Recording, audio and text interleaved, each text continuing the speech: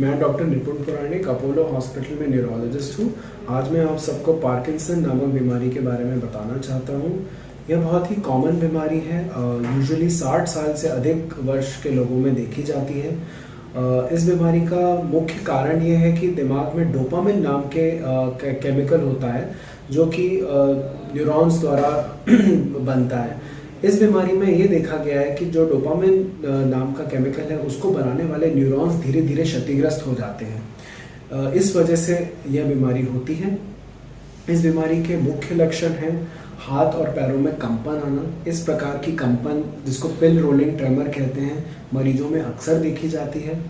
दूसरा मुख्य लक्षण होता है धीमापन, मतलब व्यक्ति अगर कोई काम नॉर्मल स्पीड पे करता है तो वही काम को करने में समय ज़्यादा लगने लगता है। उदाहरण कपड़े पहनना या खाना खाना, इन दैनिक कार्य में व्यक्ति पहले से अधिक ज़्यादा समय लगाता है। तीसरा मुख्य इसका सिम्टम होता है रिजिडिटी आना या फिर हाथ पैरों में थोड़ा कड़कपन आ जाता है। चौथा, इसमें पोस्चरल इम्बैलेंस होता है, अर्थात चलने में और टर्न लेने में व्यक्ति को प्रॉब्लम होती है। तो ये इस बीमारी के मुख्य लक्षण हैं जिससे ये बीमारी की डायग्नोसिस की जाती है। आमतौर पे एमआरआई और जो भी जांचें होती हैं वो नॉर्मल आती है। तो मैं ये बताना चाहूँगा कि ये बिल्कुल ही क्लिनिकल डायग्नोसिस है, मतलब मरीज के जब हम हिस्ट्री लेते हैं और लक्षण के बारे में पूछते हैं तभी ये बीमारी के बारे में पता चलता है।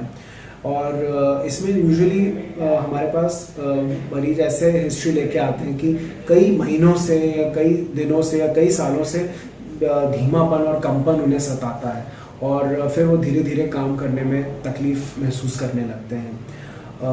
इसमें अच्छी बात यह है कि बहुत सारी दवाइयाँ हैं जो कि कई वर्षों से मिल रही हैं, जिनसे इस बीमारी के लक्षण ठीक हो जाते हैं और मरीज एक बेहतर क्वालिटी ऑफ लाइफ मरीज की बेहतर हो जाती है इन दवाइयों द्वारा।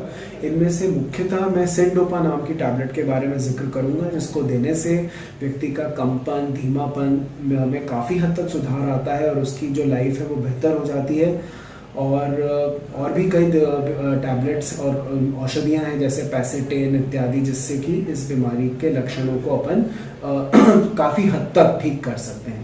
यहाँ पे मैं एक चीज़ इम्पॉर्टेंट ये बताना चाहूँगा कि ऐसा कोई ट्रीटमेंट अभी तक नहीं आया है जिससे कि ये बीमारी हमेशा के लिए ख़त्म हो जाए।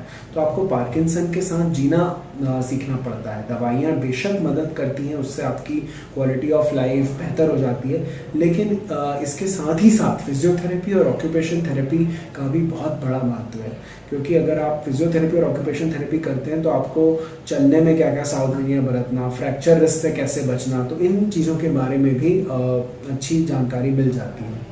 अगर व्यक्ति का शुरुआत में सिंडोपा नाम की टैबलेट से अच्छा रिस्पॉन्स है और बाद में वो रिस्पॉन्स धीरे धीरे, जैसे मैंने कहा कि बीमारी बढ़ती जाती है, तो वो रिस्पॉन्स अगर कम हो जाता है तो फिर ऐसे में कुछ कैंडिडेट्स होते हैं जो कि डीप ब्रेन स्टिमुलेशन नाम की सर्जरी एक होती है, उससे भी उनको फ़ायदा मिलता है। और इस सर्जरी में एक चिप लगा देते हैं ब्रेन के अंदर, जो कि जिसमें इलेक्ट्रिक करंट देते हैं और इससे भी मरीजों में सुधार मिलता है। लेकिन आज भी अगर अपन देखा जाए तो जो ट्रीटमेंट 30-40 सालों पहले था, आज भी मेन ट्रीटमेंट वही टैबलेट्स, फिजियोथेरेपी और ऑक्यूपेशन थेरेपी का ही है।